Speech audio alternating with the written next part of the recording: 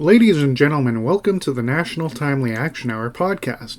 This is the show where we talk about everything from Doctor Who to comic books and everything in between. My name is Aidan, and I hope that you're doing well today.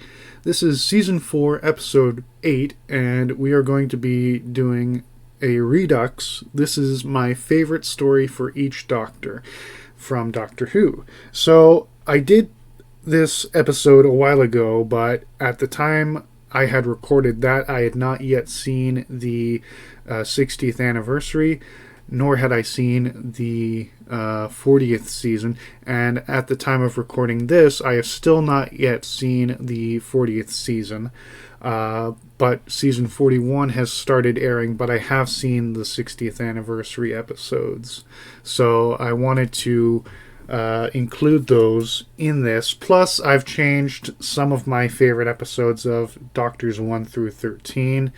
So, with that being said, I thought I should do a rebranding of this. So, the previous episode will still count as an episode, but I just wanted to expand on it in this.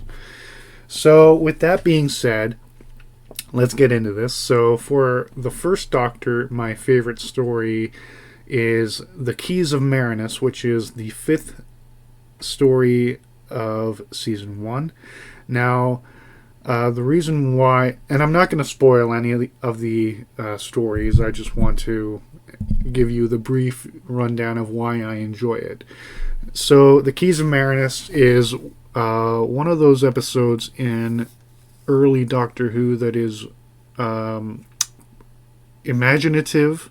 I mean, most stories in this series are imaginative, but this was, like I said, the 5th ever story that they made. So at that point, they were really letting their creative juices flow through them. And the story is set in the future and on an alien world, but why I enjoy it so much, without spoiling it, is at this point in the show, the main cast had really gotten the hang of their chemistry, because they all had chemistry with each other. It's just that now that they've had a few stories under their belt, they're really getting into the groove of it, and the writers as well have been getting into the groove of it. But yeah, it's just a really fun story that shows a different part of the universe, and the character moments and the villains are fun.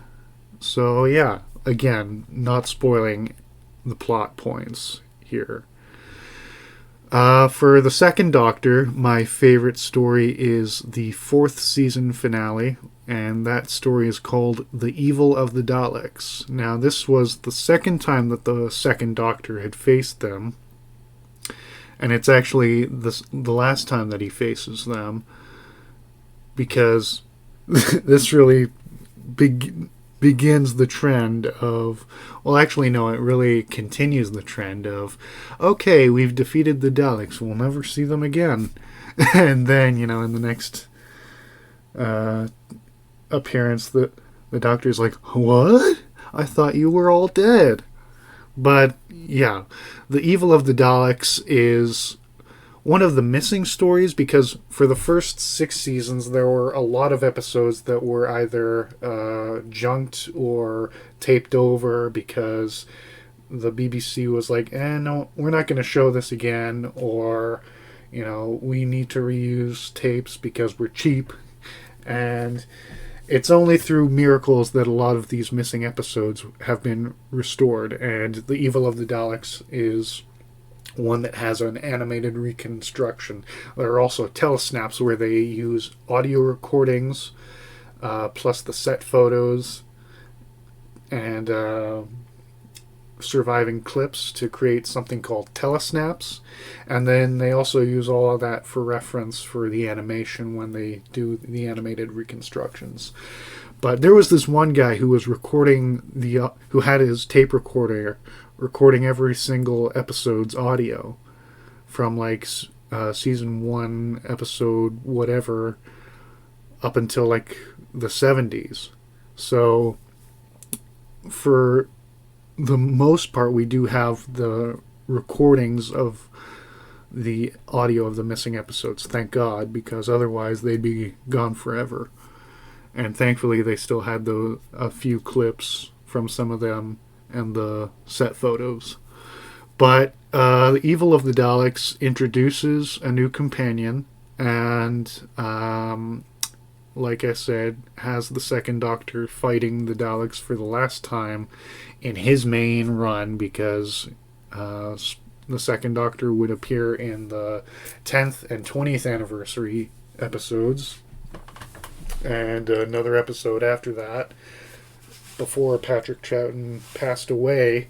But in the 20th anniversary, they fight the Daleks. So this is not the last time. Plus, there are all of the novels and comic books and audiobooks that star a recasted version of the Second Doctor, actually played by Patrick Troughton's grandson. So, there's the familiar sort of cadence. But yeah, it's just a really all-around great story, and it really shows why the Second Doctor was so good. Anyway, that's enough on that. So for the Third Doctor, my favorite story is the season 10 finale, entitled The Green Death. Now, this sees the departure of Josephine Grant, the Third Doctor's, one of the Third Doctor's companions, because he had 3. Coincidence? I think not. But Jo leaves, but it is still a great story that shows how the writers were conscious about real-world issues, and it just has a great last hurrah for Jo and the Doctor's relationship. Then for the Fourth Doctor, this is the same as the last story, the last episode where I touched on this. In that episode and in this episode, my favorite Fourth Doctor story is Pyramids of Mars, which was season 13, story 3. This was one of the earliest episodes I had seen of Doctor Who. Before the revival aired in 2005, I remember seeing like a marathon of Doctor Who episodes somewhere, and one of them is Pyramids of Mars. And because of that, it holds a special place in my heart. It's just a really well-made episode. And Tom Baker as the Fourth Doctor really shines in this, and Elizabeth Sladen as Sarah Jane Smith is, as per usual, amazing. So, and the villain is great. So yeah, I just think that it is one of the best examples of Doctor Who at its peak. Then for the Fifth Doctor, we have the season 21 finale, The Caves of Androzani. This was the Fifth Doctor's final episode, and what a high note to end on, because and Peter Davison, who played the Fifth Doctor, said that this was one of his favorite episodes to film, because the story is so well written and acted, and this is going to be the same for all of the aforementioned and what episodes that I'm going to mention, but it's so well made. The story is action packed and full of sci-fi goodness. So for that reason, I have my favorite story for the Fifth Doctor as The Caves of Androzani. Then for the Sixth Doctor, we have Attack of the Cybermen, which is season 22, story number 1. Now, the Cybermen unfortunately don't get too many episodes where they get to shine. For the first few stories, they were very menacing and very, competent. But then as time went on, they lost their luster, so to speak, for lack of a better term. But by Attack of the Cybermen, I just think, okay, yeah, we're back to basics. They're body horror, they're sci-fi monstrosities, and they are very threatening. And because of that, I have to put Attack of the Cybermen on this list. Then for the Seventh Doctor, we have Remembrance of the Daleks, which is season 25, story number 1. At this point, the Seventh Doctor had gotten a new companion, Ace, in the previous story, and this is where we really get to see her shine and their relationship develop. And this is the last time we see the Daleks in the original series, and it is a really good story. And I think that, again, without really giving spoilers for any of these episodes, I think Remembrance of the Daleks is one of the strongest episodes because of how vicious the Daleks are in this. That's not to say that they weren't vicious before. I mean, they were based off of the Nazis, so they already had that evil edge, but the Daleks wreak havoc, and it's just insane. Then for the Eighth Doctor, I have An Earthly Child, which is part of the Eighth Doctor audiobook adventure series, season 4, episode 11 of that audiobook series. And again, it's just so well written and performed, and the music is really good, and the monster is generic but entertaining, and it's mainly for the character development that we get. And I think that and since it is the first Doctor Who audiobook I listened to, that also factors in for just being nostalgic, but also because it's just very well put together. Then for the Ninth Doctor, we have we have Dalek, which is season 27, episode 6. And this reintroduced the Daleks into the revival after their last appearance in Remembrance of the Daleks. And this really shows how wounded the Doctor is emotionally from his encounters with them in the past. And it is a base under siege story, like most Doctor Who episodes are, and it's actually adapted from an audiobook that was for the Sixth Doctor, and the author of that book just adapts it for TV in this episode, and it's just fantastic. Then for the 10th Doctor, we have the two-parter The Stolen Earth and Journey's End, which is the season 30 finale. And again, just a great action-packed episode. Then for the 11th Doctor, we have a story that I had said in the previous version of this that is my favorite of his stories, and that still reigns true today, hence why it's on the list, and that is season 31, episode 10, Vincent and the Doctor. Now, again, the final scene alone is one of the most powerful things I've seen, and it's just a really good story. Then for the 12th Doctor, we have the two-part season 36 finale entitled World Enough in Time and The Doctor Falls. And this is balls-to-the-wall action. We have great character moments. We have a great story. And it is, overall just a great episode and a great season finale.